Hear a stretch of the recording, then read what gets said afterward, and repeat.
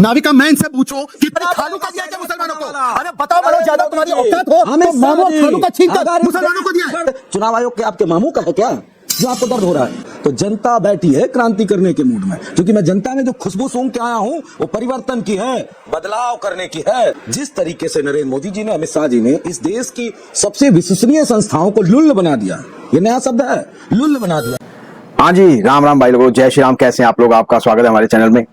तो जी आज एक छोटा सा वीडियो लेके आया हूँ जिसमें हमारे मनोज यादव जी जो एसपी यानी समाजवादी पार्टी के प्रवक्ता हैं, फ्लावर नहीं फायर रूम है, मतलब आग लगा देते हैं हर जगह पे, जिनकी एक बहस चल रही थी अमीश देवगन जी के शो में हमारे प्यारे दूसरे छोटे पप्पू शहजाद पूनावाला जी के साथ। और मुझे लगता नहीं शहजाद पूनावाला जी किसी से भी बहस में जीत सकते हैं, क्योंकि उनके बस का नहीं है बहस करना, सब उनको इधर उधर से टपड़ी देके निकल जाते हैं। और जब मनोज यादव जी हों, वो तो वैसे भी फ्लावर नहीं फायर है, वो तो बोलते ही ऐसा है कि भाई बस वाट लगा देते हैं। आइए चलिए देखते हैं वीडियो को और फिर बात करते हैं। मनोज यादव जी जब जीत ही रहे हैं तो ईवीएम को क्यों कोस रहे हैं? ये कांग्रेस पार्टी आपके साथ उतना कॉन्फिडेंस क्यों नहीं रख पा रही जितना अखिलेश जी को है? अखिलेश जी जो कह रहे हैं एक थी बीजेपी, ये भारतीय जनता पार्टी का आगे से डेफिनेशन हो जाएगा, तो ये कांग्रेस पार्टी इतनी डरी क्यों हुई है? रोज ईवीएम का एक नया बहाना क्यों खड़ा कर देती है? नाविका जी आपको नमस्कार, आपके पैनल में बैठे सभी साथियों को नमस्कार। लगभग 2.5 महीने के बाद पूरा जमीनी दौरा करने के बाद जहां भी मौका मिला वहां जाकर काम करके आज मैं आपके सामने रूबरू हूँ, और ये बड़ी हर्ष की बात है और मुझे भी बड़ी खुशी हुई। लेकिन जो जनता में मैं देख के आया हूँ उस पे ये 28,000 वोट का कोई असर नहीं पड़ेगा, क्योंकि बीजेपी हर सीट पे लाखों वोट से हारने जा रही है। अगर बेईमानी भी की होगी, मैं मान लेता हूँ की होगी, तो निश्चित तौर पे वो बेईमानी भी काम नहीं आएगी, क्योंकि जब कहते हैं ना कि जब हम स्लिप करते हैं तो हमें पकड़ने के लिए कोई एक पेड़ का ठूट भी नहीं मिलता जिससे हम अपने आप को रोक सके। लेकिन नाविका जी, मुझे उस चुनाव आयोग को जिसको मैं अब तक दिव्यांग कहता था, उसको आज मैं उत्तर प्रदेश की भाषा में एक बड़ा अच्छा शब्द मैंने इजाद किया है।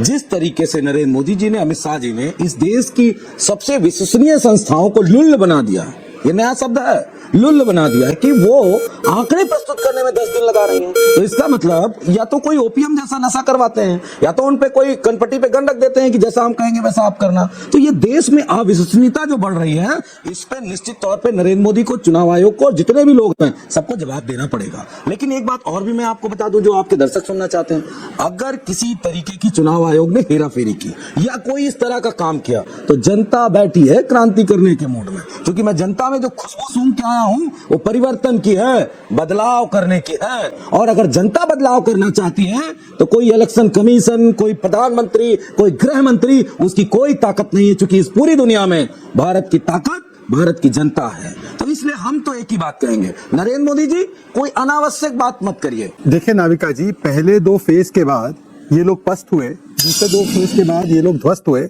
और अब इनका सूर्यास्त हो चुका है 5वें फेज के बाद। तो जनता ने जिसको लुल बना दिया है 14 में, 17 में, 19 में, 22 में, 23 में, उनका मानसिक संतुलन इस प्रकार से हो जहां पर कि वो संवैधानिक संस्थाओं पर इस प्रकार का कुटाराघात करे, ये कोई अस्वाभाविक बात नहीं है, ये एक्सपेक्टेड लाइंस पर कर रहे हैं, क्योंकि ईवीएम तो बहाना है, अपने परिवार को हार से तो बचाना है ना। आप चाहती हैं या देश जानना चाहता है और जान सकता है, तो ये चुनाव आयोग को जो मैंने शब्द कहा वो गलत थोड़ी नहीं कहा, बिल्कुल सही मैंने कह दिया। तो उसको 11 दिन क्यों लग रहे हैं भैया?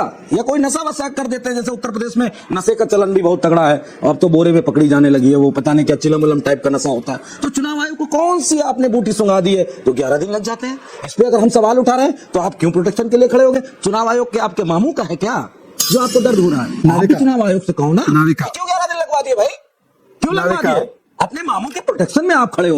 ये बात भी तो जनता जानना चाहती है। हमें आपत्ति है, आपको क्यों नहीं आपत्ति है? क्या कोई खालू वाला भी रिश्ता है क्या? अगर शहजाद पूनावाला जी आप जवाब देने हैं सक्षम है तो मैं क्या कहूंगी? अब मैं आपसे चाहूंगा कि मेरी बात को आने दिया जाए, ना कि बीच में हस्तक्षेप। नाविका, जिन लोगों ने देश को, मुख्यमंत्री पद को और पार्टी के अध्यक्षता के पद को अपने बाप की जागीर समझ के रखा हो, उनको लगता है संवैधानिक संस्था जो देश की संस्था है उसके बचाव में बोलना मतलब अपने मामू और खालू के लिए बोलना, क्योंकि आप लोग अपने चाचा और भतीजे के आगे देख नहीं पाते, इसलिए देश की संस्था, देश की सेना, देश के राम मंदिर पर आप लोग कुठाराघात करते हैं।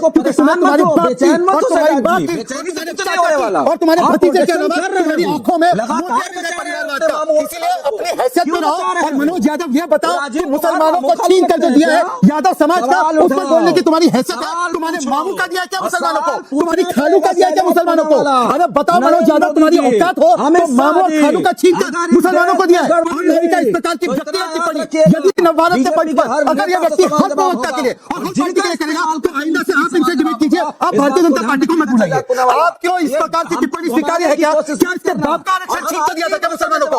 मनोज यादव के बाप का मान आरक्षण लीजिएगा, कौन होता है? भाषा पर नियंत्रण करने के लिए आज चुनाव आयोग ने दोनों पक्षों को कहा है, दोनों पक्षों को कहा है कि नहीं, मनोज यादव के बाप का आरक्षण है क्या? क्योंकि देश का फैब्रिक, आप सोशल फैब्रिक खराब नहीं करें। ये हम तो रिक्वेस्ट ही कर सकते हैं, हम तो रिक्वेस्ट ही कर सकते हैं। नारिका जी एक सेकंड, मैं मेरी पार्टी का अधिकृत नुमाइंदा होने के नाते एक संस्कृत एक अच्छी डिबेट करने आता हूं। मैं किसी से व्यक्तिगत नहीं होता हूं, पर आज जिस प्रकार से इसने मेरे परिवार पर हमला किया है, मैं भारतीय जनता पार्टी की ओर से इनके साथ डिबेट में नहीं बैठूंगा। आप डिबेट चलाइए और इनसे पूछे इनके बाप का दिया था क्या आरक्षण कि मुसलमानों को थमा दिया। आप करिए, मैं इस प्रकार के भद्दे और अशालीन व्यक्ति से डिबेट नहीं शहजाद करूंगा। और आप सक्षम नहीं, भी मामू और हैं खालू और की आप बोलने की काबिल भी आवश्यकता हैं क्या इसके है? लिए। ये मामू खालू को लाने की आवश्यकता क्या है? मैं तो कह रही हूँ कि ये बिल्कुल सही नहीं है। माफी मंगवाइए। मैं बिल्कुल कह रही हूँ ये सही नहीं है। मैं बिल्कुल आपत्ति जता चुकी हूँ इस पर और इसीलिए मैंने आपको बोलने का मौका भी दिया। मनोज यादव से आप इतने दिनों के बाद लौट कर आए हैं।